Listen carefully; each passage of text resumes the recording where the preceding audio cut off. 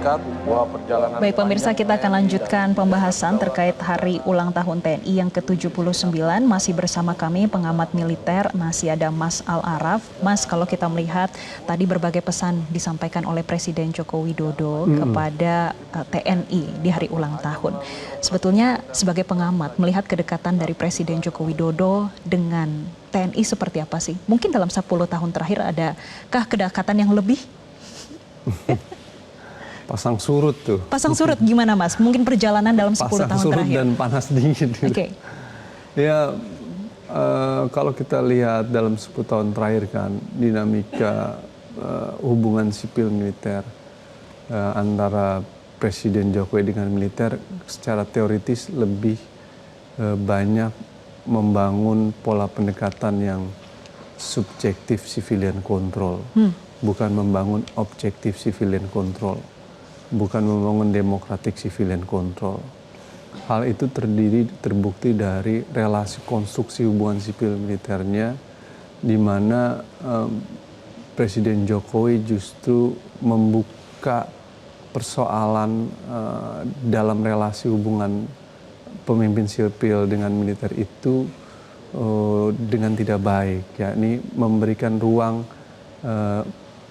bukan menempatkan mereka ke arah yang pembangunan pertahanan yang profesional, tapi justru menarik mereka untuk duduk di jabatan sipil.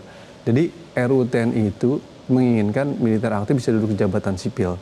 Tapi 10 tahun pemerintahan Jokowi sebenarnya sudah memberikan ruang itu. Banyak militer aktif duduk menjadi dirjen di beberapa kementerian seperti di SDM, di kementerian beberapa kementerian lain, plus di beberapa BUMN. Yang itu keluar yang diatur dalam Undang-Undang TNI 34 2004. Jadi Presiden Jokowi dalam beberapa kebijakannya, tidak semuanya, itu kebijakannya justru bertentangan dengan arus transformasi TNI. Salah satunya adalah menempatkan militer aktif di jabatan sipil itu. Gitu. Plus ditambah dengan dorongan untuk mendorong revisi Undang-Undang TNI.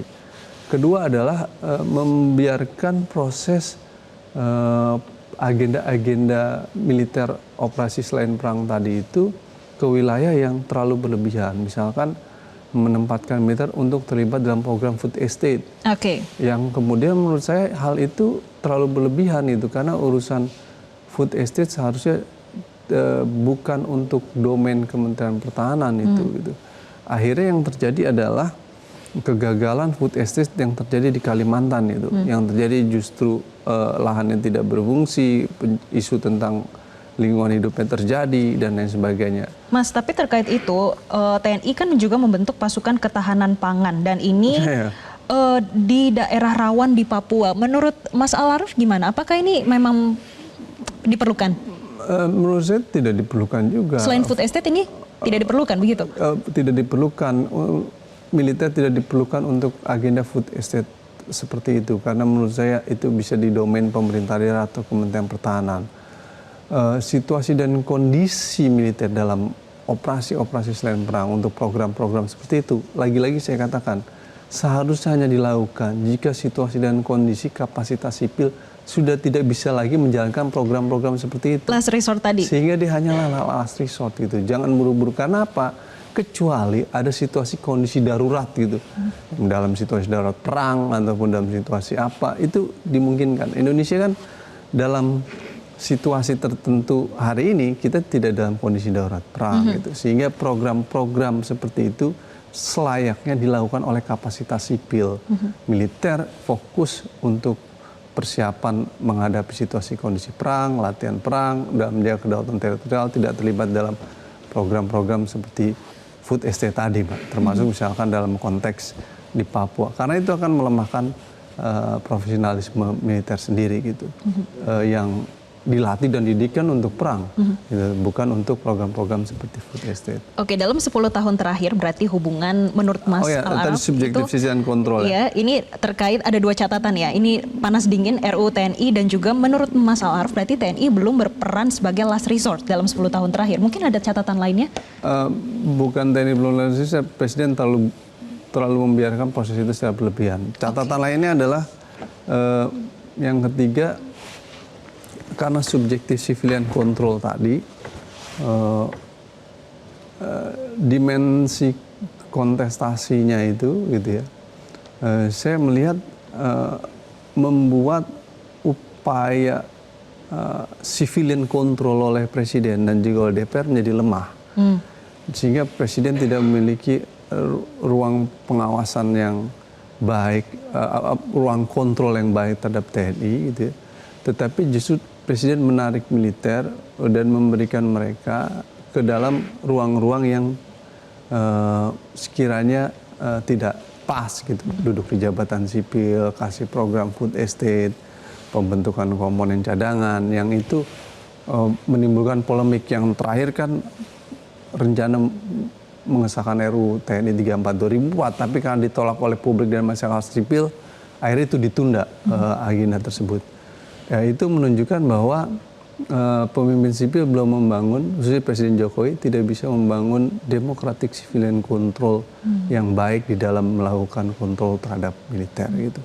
Yang terjadi adalah subjective civilian control.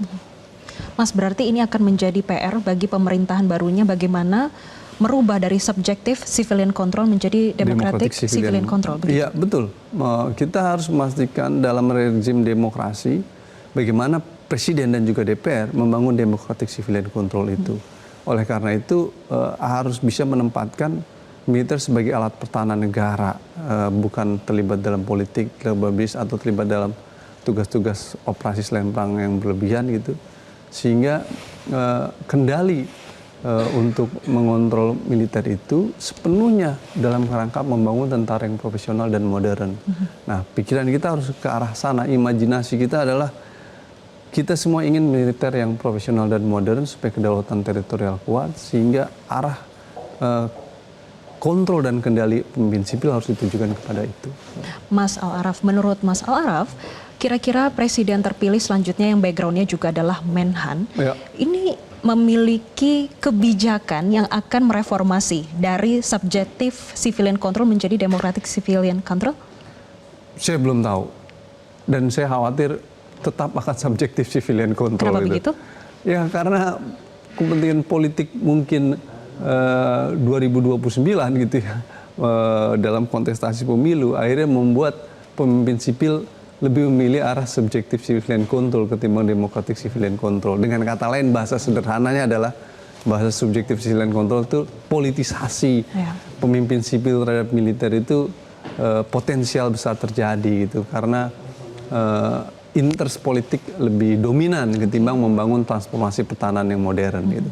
Biar bagaimanapun mempertahankan kekuasaan lebih enak dan lebih penting ketimbang berpikir tentang transformasi pertahanan yang modern. Mungkin seperti itu ya. Mudah-mudahan saya salah.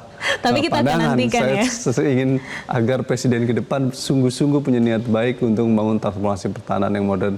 Walau ada pesimistis, ada kritik terhadap hal itu, dan karena itu menjadi catatan penting gitu buat DPR, lagi-lagi buat Komisi 1 untuk bekerja secara serius gitu dalam mengontrol presiden dan juga pemimpin sipil ke depan gitu. Baik, berarti yang bisa di-highlight adalah transparansi dan akuntabilitas. Ini adalah hal yang utama untuk dibenahi oleh TNI dan juga kementerian dan juga pemerintah ke depannya. Kalau ingin transformasi pertahanan yang modern, kunci utamanya adalah transparansi dan akuntabilitas. Agenda terdekat buat Komisi 1 adalah segera dorong agenda reformasi peradilan militer melalui revisi Undang-Undang 3197. Baik, terima kasih pengamat militer Mas Al-Araf sudah memberikan insight-nya bagi pemirsa Metro TV terkait dengan hari ulang tahun TNI ke-79. Plus kesejahteraan prajurit tadi. Momentum UTNI harus bisa meningkatkan kesejahteraan prajurit dan modernisasi alutsista. Jelajahi cara baru mendapatkan informasi. Download Metro TV Extend sekarang.